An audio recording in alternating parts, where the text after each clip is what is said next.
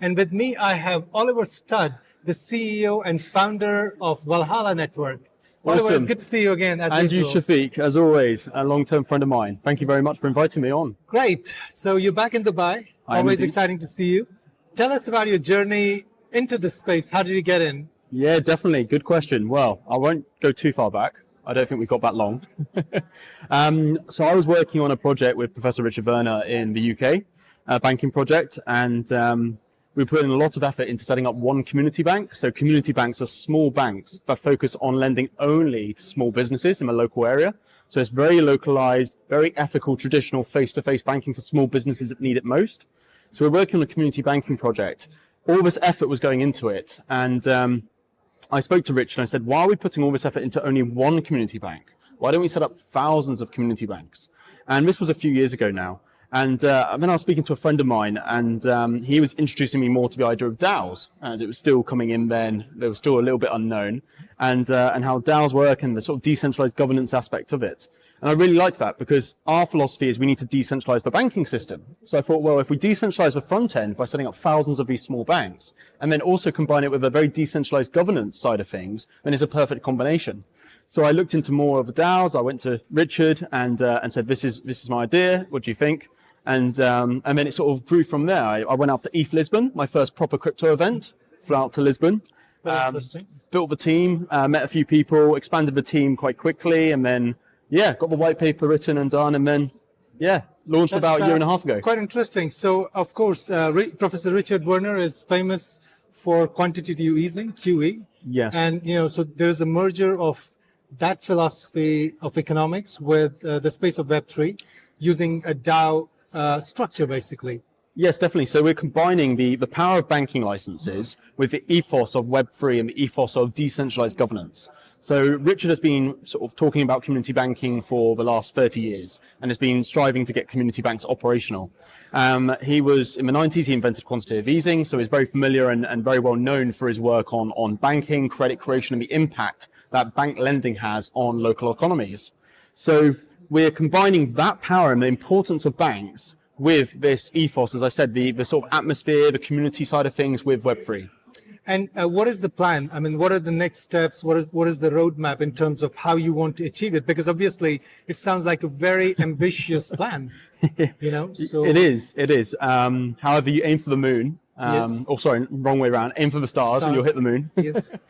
Yeah, it is a big mission. It's not going to be, it's not going to be done in a week. It's not going to be done in a fortnight.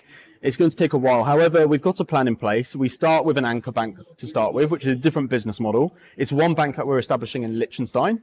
And once that's established, the DAO community take over and decide, how does the network grow? Where do we set up the community banks, these small banks to help small businesses? Where do we start setting them up? How many do we want to set up in the first year, et cetera, et cetera?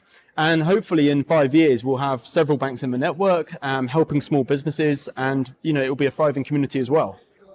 That's quite exciting. So the first bank will be in Liechtenstein, which is obviously a very regulated space. Very regulated. It has access to the EEA, which is fantastic. The regulator is very small, very cooperative, has a very good reputation in the space, but very familiar with blockchain and Web3. They're the first country to bring out the Blockchain Act. So not only have you got a very friendly sort of regulator and very well-respected banking regulator, they're also very familiar with the Web3 element. So it's sort of the perfect environment for us to launch our foundation and our first bank. Very exciting. And how soon do you anticipate that happening? By the end of next year, we should have our first banking license. Of course, I can't say for certain because banking is the most regulated industry. Exactly. Getting a license is incredibly difficult. You have to have the know-how of preparing the documentation and finding the management team for the bank. But you also have to have that relationship with a regulator, make sure they understand what you're trying to do, what the bank is trying to do. And then you'll submit documents, paperwork. It might take sort of 6 months to hear back. And there might be areas which you need to improve. Almost certainly, the first time we submit it, it will not be perfect. There will be some feedback from a regulator saying, can you, go into more detail on this? Can you expand on this so that we can feel more confident and more comfortable?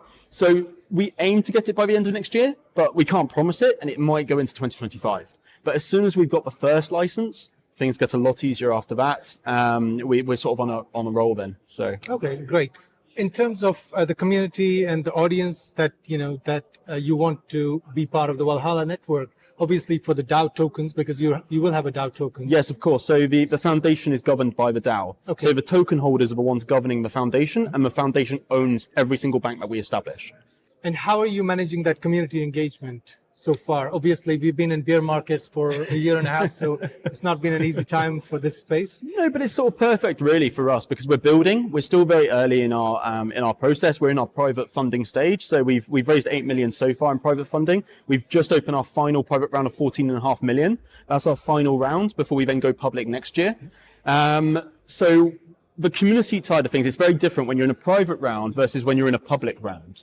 We've already got a community, sort of a loyal community that supports community banking and understands the importance of it. So that has helped us along the way.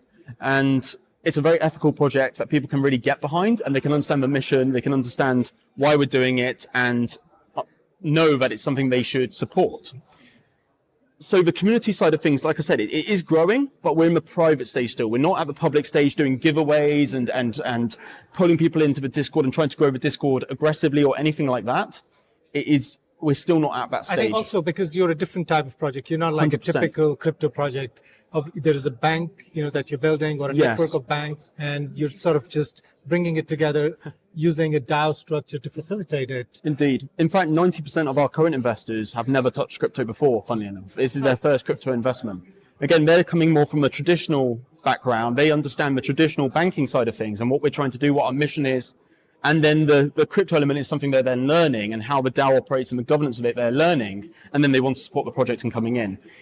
It's like you say, it's a very different community. Yeah. And so definitely, if you're still in the fundraising stage, if there are any investors out there, please convey a message to them. What would you like to say to the community, to the investors, in terms of what Valhalla is going to offer, to the wider audience, and what are the milestones? Of course. So for investors, they're investing and buying governance tokens in the foundation. They are the top layer of the whole structure. So the foundation receives all the dividends from a banking network, and then it uses those dividends to support governance participation rewards. So if you're actually participating in the governance of a foundation and doing work, you can then receive rewards for that. For a traditional startup in crypto, we're very, very different. We're not a traditional startup. The majority of startups can raise 8 million and then they're on the road. They're fantastic. They're going, they can build everything, and then they'll go public at some point.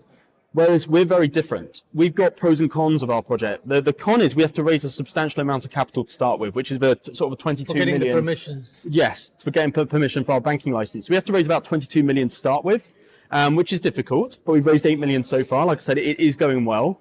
However, the pro of it is because the majority of capital that we're raising is purely for tier one equity purposes in the first bank that we're setting up.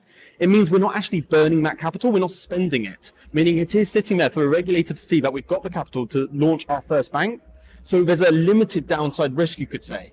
Very different to a traditional crypto startup. That sounds very exciting. So like you said, you are planning to do a TGE as well, like a token generation event as well next year. And looks like it's a very solid plan and project you have. So what would be the final words that you would like to convey to the audience, to the viewers here, so they can get to know more about Valhalla? Of course. So if you want to learn more about community banking, the importance of community banking, why small businesses are important for the economy, and how banks are really fundamental to helping them grow and survive, check out our YouTube channel, Valhalla Network. We've got plenty of educational material on there. We try to portray the message in an easy to understand way as possible. There's whiteboard videos coming up on there as well, so there'll be plenty of content going out. Follow us on there, and then if you have any other questions, the team is more than happy to answer them, and we love questions and having the conversation. So yeah, thank you, Shafeeq. I really appreciate your time today. Thank you very much. Inviting me on. So this was Oliver Studd, the CEO and founder of Valhalla Network. Always a pleasure. Cheers.